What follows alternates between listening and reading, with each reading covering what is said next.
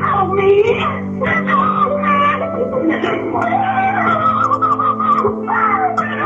Please,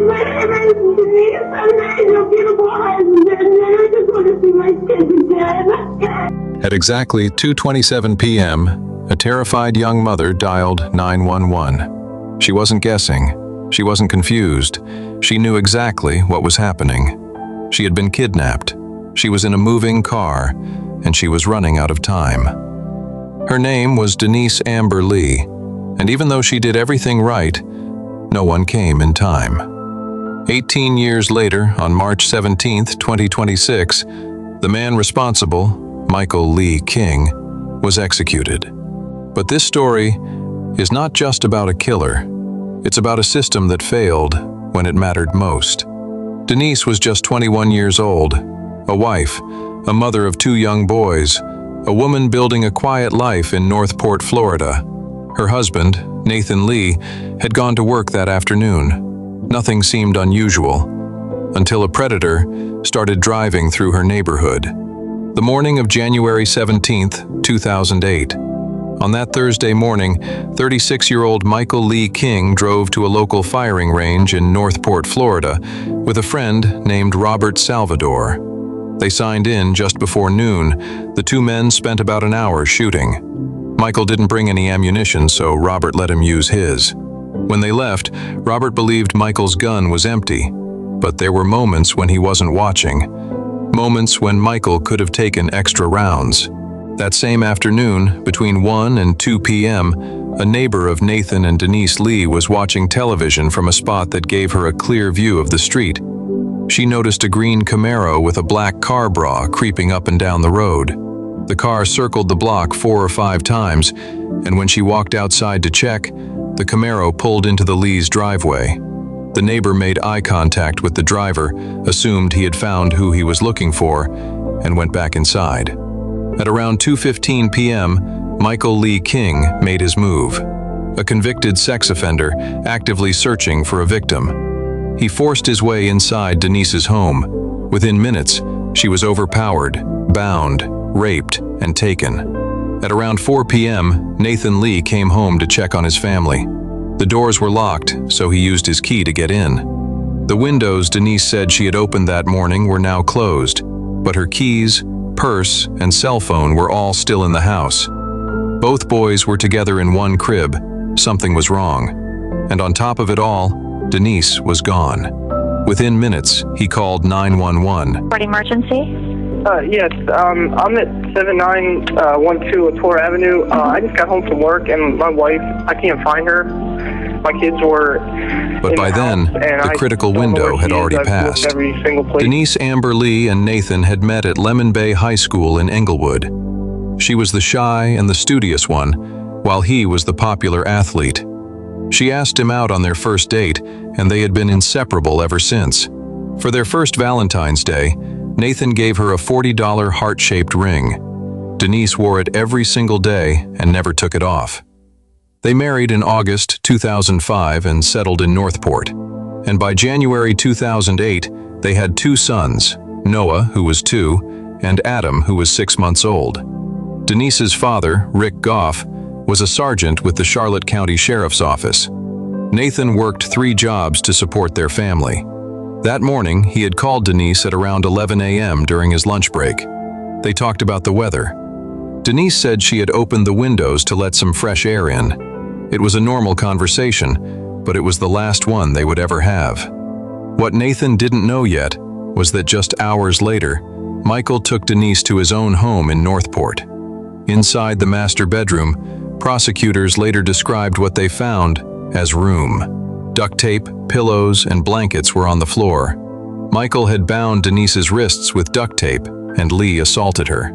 DNA evidence later confirmed that bodily fluids found on a Winnie the Pooh blanket in the room matched Michael's profile. After her, Michael forced Denise into the back seat of his Camaro. He covered her with a blanket and drove to his cousin Harold Mixlow's house, arriving between 5:30 and 6 p.m. Michael told Harold he needed a flashlight, a gas can, and a shovel.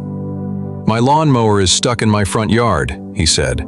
Harold handed over the tools, but as he walked back toward his house, Harold heard a female voice scream from the vehicle. "Call the cops!" Harold turned around and walked back to the car and asked Michael what was going on. Michael lifted his head from beside the passenger side and said, "Nothing. Don't worry about it." But Harold wasn't buying it. He walked closer and saw Michael crawling over the center console, pushing the head of someone with shoulder-length hair down into the back seat.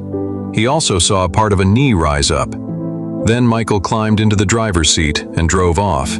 Harold, who was suspicious, told his 17-year-old daughter, Sabrina, what he just witnessed. Sabrina got worried and placed a call to 911. And the girl came got out of the car, and my dad's cousin went and put her back in the car when she got out. Okay, where's your dad's house? It's in North Florida. Where would he be going with this female? He came over to my dad's house, borrowed a shovel, a gas tank. But Harold went ahead to investigate Michael's house and found out he lied to him. Harold immediately called 911, describing the vehicle and warning that someone might be held against her will inside. And then at 6:14 p.m., Denise made a call from inside her kidnapper car. While trapped in the back seat, she was able to get hold of Michael's cell phone and dialed 911 herself. And what followed was one of the most heartbreaking. Denise called 911. "I've been kidnapped." She gave them everything, a description of the man, the vehicle, her situation. She even tried to stay calm, so he wouldn't notice. Minutes later, she called again, and again. On a highway, a witness called. Shaw Johnson, who was caught up on traffic light, heard screaming coming from a green Camaro. He later testified through a photo lineup. Around 6:30 p.m., another witness called, Jane Kowalski, also heard screams from the Camaro in the lane beside her. She was terrified. At that moment, a hand rose up from behind and started banging on the passenger side window.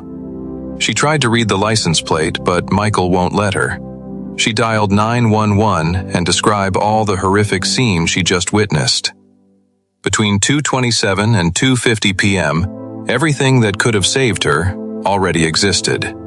Witnesses saw something strange and called 911. Another caller reported a suspicious vehicle. Multiple pieces of the puzzle were sitting inside the same system, but no one connected them. Dispatchers handled calls separately. Information wasn't shared in real time. Urgency wasn't escalated. In those 20 minutes, Denise was still alive, still fighting, still hoping someone was on the way. By around 2:50 p.m., her calls stopped. Investigators believe this is when Michael Lee King ended her life. A young mother, who had done everything right, was gone. At 9:10 p.m., Deputy Christian Weimer and State Trooper Edward Pope arrested Michael near Interstate 175 southbound on ramp. When questioned, he claimed he was a victim too, but the police didn't believe a word of it. Hours later, during the search for Denise, someone noticed an area of disturbed earth near Plantation Boulevard in Northport. Two small piles of sand looked out of place, and it appeared blood had been on the ground before the sand was placed over it. On the morning of January 19th, a forensics team began digging. The scallop marks in the soil matched the round and shovel Harold had lent to Michael, and at a depth of 3 feet 1 inch, they found Denise naked, lying on her side in a fetal position with a single gunshot wound to the head. A 9mm shell casing was found in the grass nearby, which matched 3 of the 47 casings collected from the firing range. The search had turned into a homicide investigation. Michael Lee King was arrested quickly. The evidence was overwhelming. DNA, witnesses, and the haunting 911 calls that captured Denise's final fight to survive. He was convicted and sentenced to death. For nearly 2 decades, he sat on death row. Appeal after appeal, all denied. On March 17, 2026, the state of Florida carried out the execution of Michael Lee King. No widely confirmed last meal. About a minute later, Michael gave his final statement. His words were barely audible. He said, "Since finding Jesus in prison, I have tried to live as his disciple, obeying the two great commandments: to love God with all my heart, my mind, and all my being, and to love my neighbor, to include everyone, my family, Denise Lee's family, everyone in the gallery, and the execution team." He did not apologize, and he did not ask for forgiveness. Then, the drugs began to flow. Michael started breathing heavily. His arms began to shake, and his body twitched. A few minutes later, all movement stopped. The warden walked over, shook him, and yelled his name, but there was no response. A medic was called in. He was pronounced dead at 6:13 p.m., where life once was. But Denise's story didn't end that day. Her family fought for change. Better 911 training, faster coordination, systems designed to connect the dots before it's too late. Because this wasn't just a crime, it was a failure. At 2:27 p.m., she asked for help. By 2:50, she was gone. Not because no one knew, but because no one connected it in time. And that is why Denise Amber Lee will never be forgotten. Do you think this could have been prevented? Comment your thoughts below. Subscribe for more real crime stories.